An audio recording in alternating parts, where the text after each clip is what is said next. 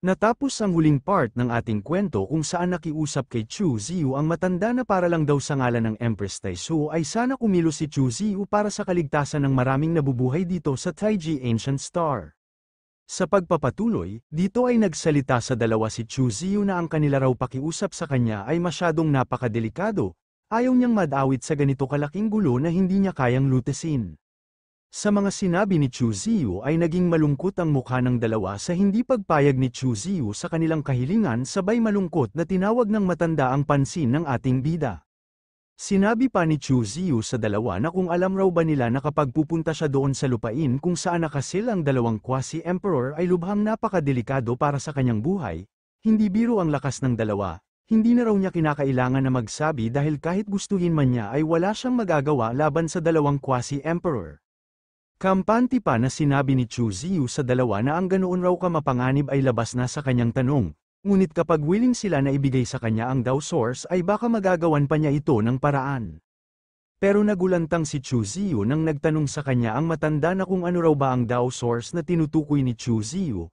Ayon pa sa kanya ng matanda na baka mali lang raw ang impormasyon na nakuha ni Chu Ziyu patungkol dito, dahil walang Dao Source dito sa kanilang clan. Sagot naman sa kanya ni Chu Ziyu na kung ano raw ba ang kanyang ibig na sabihin na walang Dao Source dito. Nagsalita naman si Lei Xin kay Chu Ziyu na kanya raw nalaman na noong nandito pa si Empress Taisu ay kanyang sinabi noon na pupunta raw dito si Chu Ziyu para hanapin ang Dao Source, kaya bago siya pumunta dito sa Taiji Ancient Star ay naglagay muna siya ng Jade Slip na naglalaman ng lokasyon ng Dao Source sa isang matandang pagong doon sa loob ng nakasil na lupain. Nang narinig ni Chu Ziyu ang salitang matandang pagong ay dito kanyang naisip na kung mayroon raw bang kinalaman dito ang matandang maliit na pagong na si Tian Yunzi. Sa mga nalaman ni Chu Ziyu ay agad siyang tumalikod na nagpapaalam sa dalawa. Masyado naman nag-alala ang dalawang maglolo na kanilang pinigilan si Chu Ziyu na huwag munang umalis dito sa kanilang clan dahil kahit walang Dao Source dito sa kanilang clan, ay alam naman nila kung saan nakalagay ang isa doon. At nagmamakaawa pa ang matanda kay Chu Ziyu na kapag willing daw silang tulungan ni Chu Ziyu ay kanyang sasabihin kung saan na lugar nakatago ang Dao Source, siya raw na si Lei Yuan ay paparusahan ng mga kidlat sa kalangitan kung hindi isisiwalat kay Chu Ziyu ang kanyang buong nalalaman kung saang lugar nakalagay ang isang Dao Source. Sa mga pangako ng matanda ay bahagyang lumingon sa kanya si Chu Ziyu na kanyang iniisip kung ano ang kanyang dapat na gawin. At natatawa na lang si Chu Ziyu na agad na humarap muli sa dalawa na kanyang sinabi sa matanda na talaga raw ba na kanyang sasabihin sa kanya kung nasaan ang lokasyon ng Dao Source, at paano raw nagawa ng kanyang kaibigan na matanda na bigkasan na siya ay paparusahan ng mga kidlat kung hindi detalyado ang kanyang isisiwalat patungkol sa lokasyon ng Dao Source, sa kanya raw ikinilos ngayon ay masyado siyang napapahiya dahil sa kanyang kawalang galang. Sabay dali-dali na umupo si Chu Ziyu sa upuan na kanya din pinapaupo ang matanda dahil ngayon raw ay kanilang itutuloy ang kanilang pinag-usapan, at maari raw bang kanilang kumpirmahin na hindi pa nakalabas sa selyo ang dalawang quasi-emperor. Tugon naman ni Lei Xin sa ating bida na ang dalawang quasi-emperor daw na yon ay hindi pa nakalabas sa selyo kung saan sila nakakulong, at sa gitna ng kanilang pag-uusap ay nagulat si Chu Ziyu nang mayroong ipinalabas ang matanda na isang bilog na bagay. Paliwanag pa ng matanda na ang bilog na bagay raw na ito ay isang kayamanan na iniwan sa kanila noon ng dakilang empress na si Taisu upang madali nilang masubaybayan ang malaking array na binabantayan ng kanilang clan na ang Thunder God. At kapag ang dalawang quasi-emperor ay matagumpay na makatakas sa array na nagsil sa kanila ay ang bilog na kayamanan na ito na iniwan ng dakilang empress na si Taisu ay agad na mawawasak. Habang seryoso itong sinuri ni Chu Ziyu ay sinabi sa kanya ng matanda na tingnan raw niyang mabuti itong bilog na kayamanan dahil ito ay unti-unti nang nagkakaroon ng malaking mga bitak. At ayon din daw sa kanyang kalkulasyon na ang bilog na kayamanan na ito ay tuluyan na mawawasak sa loob ng 2 taon, sa madaling salita magiging malaya na ang dalawang quasi-emperor sa loob ng 2 taon, kapag mangyari ang bagay na yun ay itong Taiji Ancient Star at ang Sky Dome Continent ay parehong kahaharapin ang isang malaking sakuna. At nagtanong naman sa kanila si Chu Ziyu na dapat sabihin raw nila sa kanya ngayon ang higit pang mga detalye patungkol sa dalawang quasi-emperor, na pinasangayunan naman ng matanda ang sinabi sa kanila ni Chu Ziyu. Makalipas ang 45 na minuto ay dito natapos na sila sa kanilang pag-uusap, at makikita itong matanda na nagpapasalamat ito kay Chu Ziyu dahil silang lahat raw na nandito ay umaasa sa kanya. At kapag matagumpay daw na makabalik dito si Chu Ziyu ay kanyang sasabihin sa kanya ang lokasyon kung nasaan ang Dao Source. Sa isip-isip naman nitong si Chu Ziyu ay napangiti na lang ito dahil siya noon na si Demon Chu na puro kasamaan lang ang ginagawa sa buong buhay, ay sa hindi inaasahan ay magiging isang bayani na magliligtas sa buong mundo. Ito raw ay nakakatawa. Pero kalimutan na lang daw niya ang mga bagay na yon dahil kaya lang naman niya ito ginagawa dahil sa kanyang mga makukuha na benepisyo. Makalipas ang ilang sandali ay naghanda na nga si Chu Ziyu ng Void Portal upang makaalis na sa clan ng Thunder God. Pahabol pa na sabi ng matanda kay Chu Ziyu na kunin raw niya itong bilog na kayamanan na iniwan sa kanila ng dakilang empress na si Tai Su dahil ito raw ay malaki ang maitutulong sa kanya, na agad naman tinanggap ni Chu Ziyu ang bilog na kayamanan. At nang nakalabas na si Chu Ziyu ay hindi naman maalis ang tingin sa kanya ng dalawang maglolo. Nang tuluyan ng nakalabas si Chu Ziyu sa Thunder Clan ay nag-alala na nagtanong si Lei Xin sa kanyang lolo na kung magtatagumpay raw ba si Chu Ziyu na kanyang matalo ang dalawang quasi-emperor. Tumugon naman sa kanya ang kanyang lolo na maging siya raw ay hindi din alam na magtatagumpay si Chu Ziyu, ngunit kung ito ay inayos mismo ng dakilang Empress Tai Su ay baka totoong magtatagumpay dito si Chu Ziyu, pero ang lahat ng ito ay nakadepende na lang kay Chu Ziyu. Makikita naman itong si Chu Ziyu na nakabalik na sa tapat ng malaking bundok kung saan nakasil ang dalawang quasi-emperor na binabantayan ng Thunder God Clan, at hindi maalis ang kanyang tingin sa pendant na may hugis bungo na kanyang iniisip na bakit inutos raw sa kanya ng dakilang Empress Tai Su na kanyang ingatan itong pendant. Nang matapos na sa pag-iisip si Chu Ziyu ay agad niyang itinago sa kanyang storage ring ang dalawang kayamanan, kasabay nito ay nagpakita sa kanya si Miao matapos ang kanyang paghihintay ng matagal. Tuwang-tuwa pa itong si Miao na kanyang niyakap si Chu Ziyu dahil sa wakas raw ay nakalabas na si Chu Ziyu galing sa Thunder God Clan. Pero tinanong lang naman siya ni Chu Ziyu na kung ano raw ba ang kanilang pinag-usapan ng Dragon God. Nang nagsimula ng magsalita si Miao kung ano ang mga sinabi ng Dragon God ay hinawakan naman ni Chu Ziyu ang ulo nito. Sinabi pa sa kanya ni Miao na sinabi raw sa kanya ng Dragon God na kanya raw babantayan ang lugar na ito kapag mayroong masamang mangyari, siya raw ay agad na gagawa ng aksyon. Matapos magsalita si Miao ay masyado naman itong nasarapan dahil hinawakan ni Chu Ziyu ang kanyang mahalagang bahagi sa kanyang katawan. Sambit pa ni Chu Ziyu kay Miao na samahan raw niya siya dahil pupunta sila doon sa pinakaitaas ng bundok para ayusin ang ilang bagay.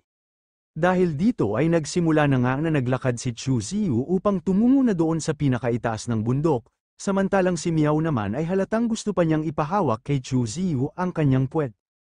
Makalipas ang ilang sandali ay makikita silang dalawa na dumating na sa pinakaitaas ng bundok kung saan nakasil ang dalawang quasi-emperor.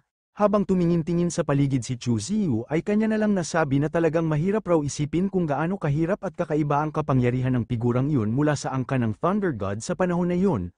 Pagkatapos raw ng pagbabago ng kanilang Dao ay talagang nakakagulat na nakagawa sila ng isang nakakatakot na Thunder Forbidden Zone. Pero tinawag naman ni Miao ang pansin ni Chu Ziyu na mayroong itinuro doon sa kanilang unahan na kanyang tinanong si Chu Ziyu na kung ano raw ba itong bagay na kanyang nakikita. Ang nakita pala ni Miao ay isang rebulto ng isang Buddha sa pinakatuktok ng bundok. Nang nasa harapan na si Chu Ziyu sa rebulto ay dito napagtanto niya na baka dito nakasil ang dalawang quasi-emperor, samantalang itong si Miao naman ay masyadong curious na akma na niyang hawakan ang mukha ng rebulto. At dito ay sinuri na nga ni Chu Ziyu ang rebulto kung ano raw ba talaga ang nilalaman nito.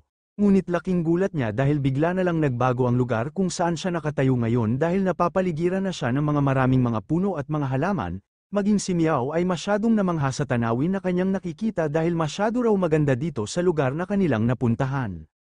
Makikita sa buong lugar kung nasaan sila ngayon ay punong-puno ito ng mga damo na mayroong maraming mga puno at mga hayop na abala sa kanilang pamumuhay araw-araw. Hindi lang ang imahe ng dalawang rebulto ang nandito kung hindi makikita din dito ang malaking bato na kahintulad sa malaking bundok ng kidlat na pinuntahan ni Chu Ziyu. Si Miao na tumingin-tingin sa paligid ay masyado siyang nasiyahan dahil ang lugar raw na ito ay parang lugar ng mga mahika sa sobrang ganda kahit saan man siya tumingin. Pero nagulat si Chu Ziyu dahil mayroon siyang ibang nakita na kanyang tinanong si Miao kung ano raw ba itong kanyang nakita. Dahil pala nakita niya ang dalawang babae at lalaki na parehas na nasa antas ng quasi-emperor pero nakasil, na seryoso silang naglalaro ng damat board, agad naman napansin ng lalaki si Chu Ziyu na kanyang tinawag ang pangalan ng ating bida dahil sa wakas ay dumating din siya dito. Sa isip-isip naman ni Chu Ziyu na kung titingnan daw niya itong lalaki na ito ay masyado pa siyang bata ngunit ang kanyang boses ay masyado ng matanda, At nagsalita naman itong babae sa ating bida na kanyang tinawag ang pangalan nito dahil siya raw ay naghintay dito kay Chu Ziyu ng daan-daan taon, sa sobrang tagal niyang naghintay dito ay masyado na siyang nalungkot. Makikita sa mukha nitong babae na sabik na itong lapitan si Chu Ziyu na para bang mayroong masamang gawin. Si Miao ay agad nagtago sa likod ni Chu Ziyu na nagtanong sa ating bida na kung magkakilala raw ba sila, bakit alam nila ang pagkakilanlan ni Chu Ziyu. Ayon naman ni Chu Ziyu na sa tingin raw niya ang dalawang mga nilalang na ito ay ang binanggit sa kanya ni Lei Yuan na nakasil dito sa bundok ng kidlat. Sa isip-isip naman ni Chu Ziyu na ang glazed sphere daw ay hindi pa lubusang nasira, ang ibig sabihin lang nito ay hindi pa sila nakatakas sa seal. Ang nangyari lang ngayon ay nagpapalabas lang sila ng kanilang kapangyarihan na sapat na upang makagawa sila ng ganito ka-alternate na dimensyon. Sa ganito raw na sitwasyon ay bakit pa sila mag-aaksaya na makipag-usap sa kanya dahil sa harapan nila ay para lang siyang langgam, at maaari din nila siyang patayin sa sandaling makita nila siya. Seryoso pa na nagsaad ang babae sa ating bida na sa katunayan daw ang reputasyon ni Chu Ziyu ay ang matandang Demon Chu, na alam sa labas ng buong cosmos. Noong pinatay daw ni Chu Ziyu ang kanyang mga tauhan ay nilamon ni Chu Ziyu ang kanyang tahanan na bituin, at kahit maging abo pa raw siya ay makikita pa rin niya si Chu Ziyu. Sabay bigla na lang itong lumitaw sa harapan ni Chu Ziyu. Si Miao ay nakaramdam ng matinding takot sa biglaan na paglitaw sa kanilang harapan ng isang quasi-emperor, pero kahit na ganoon ay hindi pa rin nakaramdam ng takot si Chu Ziyu, bagkus seryoso lang niyang tinitingnan ang babae na nasa antas ng quasi-emperor. Galit na galit pang sinabi ng babae sa ating bida na ang kanya raw master at mga kaanak maging ang kanyang mga kaibigan ay silang lahat ay walang awa na pinatay ni Chu Ziyu bilang si Demon Chu. Ang kanya lang raw hinihiling sa kanyang buhay na kanyang kainin ang laman ni Chu Ziyu at inumin ang kanyang mga dugo sa katawan. Sa mga binanggit na mga salita ng babae ay tinanong siya ni Chu Ziyu na bakit hindi raw niya naalala ang katulad nila sa kanyang nakaraan. Ito lang ang kanyang paalala sa kanya na huwag niyang pagbintangan ng isang tao na walang nagawang kasalanan sa kanila. Mag-ingat siya sa kanyang mga sinasabi kung hindi isasakdal niya siya sa paninirang puri. Dahil dito ay natatawa na lang itong babae na kanyang iniisip kung ano ang kanyang dapat na gawin kay Chu Ziyu para kanyang pagbayaran ang nagawa ni Chu Ziyu na kasalanan sa kanya. Sinabi pa ng babae sa ating bida na mayroon naman daw katotohanan ang kanyang mga binanggit na mga salita ngayon, dahil ang kasalukuyan na Chu Ziyu ngayon ay hindi pa nila lubusan na nakilala. Sa kabila ng pag-uusap ay nakisali sa usapan itong isang lalaki na kanyang binanggit ang pangalan ng ating bida. Sambit pa niya kay Chu Ziyu na isa raw siyang matalino na tao, dapat kanina pa niya nahulaan kung nasaan silang lugar nang galing. Ayon naman sa kanila ni Chu Ziyu na sa tingin raw niya sila ay nagmula sa primordial myriad race cosmos, at ano din ang kanilang ibig sabihin sa mga nakakalito nilang mga sinasabi sa kanya, at huwag din nilang sabihin na tumawid sila sa dagat ng oras upang kanila lang siyang patayin. Sa paliwanag ni Chu Ziyu ay natatawa na lang itong dalawa sa taglay na talino ni Chu Ziyu, at nakapalakpak pa na sinaad ng lalaki sa ating bida na karapat-dapat daw talaga na tawagin si Chu Ziyu na ang matandang Demon Chu na nagbigay ng takot sa buong labas ng cosmos.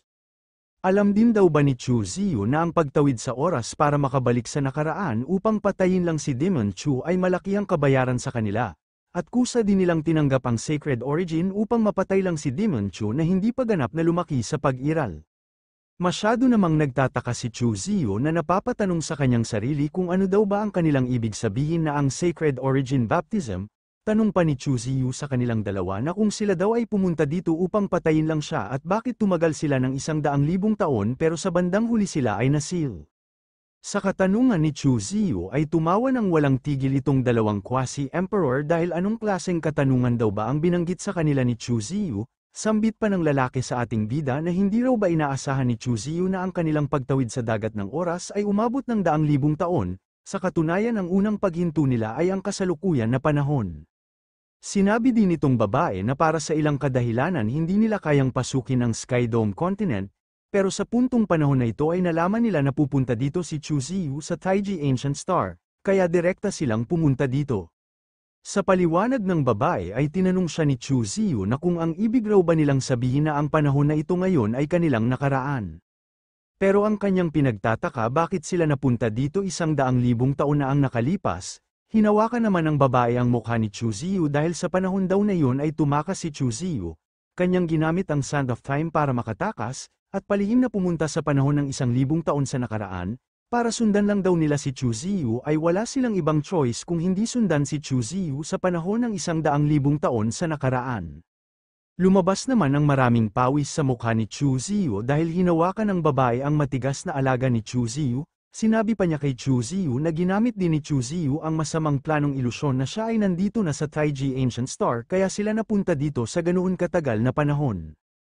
At mas lalo pang hinigpitan ng babae ang kanyang paghawak sa matigas na alaga ni Chu Ziyu na galit niyang sinabi na nakipagsabuatan din daw si Chu Ziyu sa dakilang empress na si Taisu upang masil sila dito. Dahil sa mahigpit na pagkahawak ng babae sa alaga ng ating bida ay makikita ito na halos hindi na makahinga na para bang gusto na itong putulin ng babae. Dahil dito ay napasigaw si Chu Ziyu sa sobrang sakit dahil ang kanyang matigas na alaga ay hindi binitawan nitong babae. Nang tuluyan ng nawalan ng lakas si Chu Ziyu ay iniisip naman ni Chu Ziyu na kahit hindi pa raw tuluyan na wasak ang sil nitong babae ay ramdam pa rin niya kung gaano talaga ito kalakas, at nagtataka din siya kung gaano raw ba kalakas ang Empress Taisu na kanilang nabanggit na kumalaban sa kanila.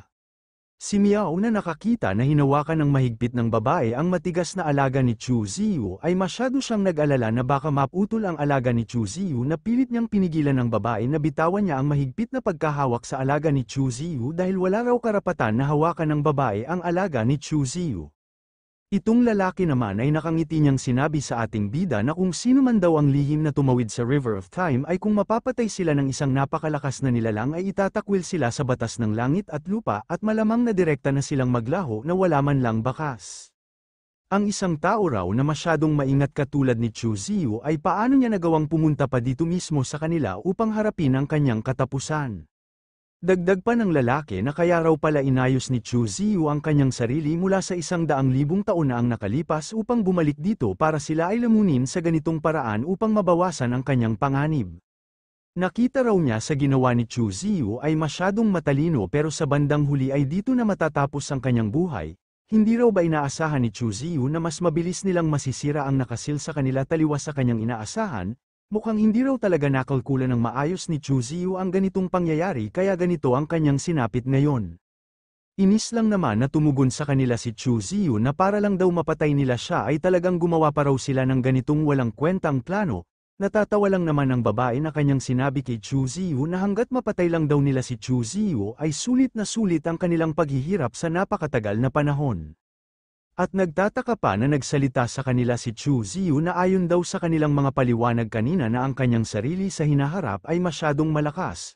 Wala bang ibang nilalang na maaaring tapatan ng kanyang sarili sa hinaharap kaya ginawa nila itong ganitong planong pagpatay sa kanya. Ayon naman ng lalaki na nakamit raw nila itong ganitong level na ang Quasi-Emperor noong panahon na bigla na lang naglaho si Chu Ziyu na walang nakakaalam kung saan siya napunta kahit na ang lahat ng mga nabubuhay sa universe ay hindi din nila alam. Kaya nabigyan sila ng pagkakataon na isagawa itong ganitong plano na bumalik sa nakaraan upang dito nila siya patayin. Sa isip-isip naman ni Chu Ziyu na maganda na din daw itong mga nangyari dahil nakakuha siya ng maraming mga impormasyon patungkol sa kanya sa hinaharap galing sa dalawang ito. Sa madaling salita, noong bago pa raw siya naging Quasi-Emperor sa kanyang hinaharap ay kanyang dinurog ang lahat na gustong humadlang sa kanya at naging hindi matalo-talo sa buong universe. At natatawa na lang itong si Chu Ziyu sa kanyang mga nalaman dahil inaasahan naman daw niya na ganoon talaga ang mangyayari sa kanya sa hinaharap. Iniisip din ni Chu Ziyu habang kanyang pinagmamasdan si Miao na kung ang kanyang nakaraan na sarili raw ba ay nakapag-refine ng innate sword embryo at pinagsama sa kanyang Emperor Sword.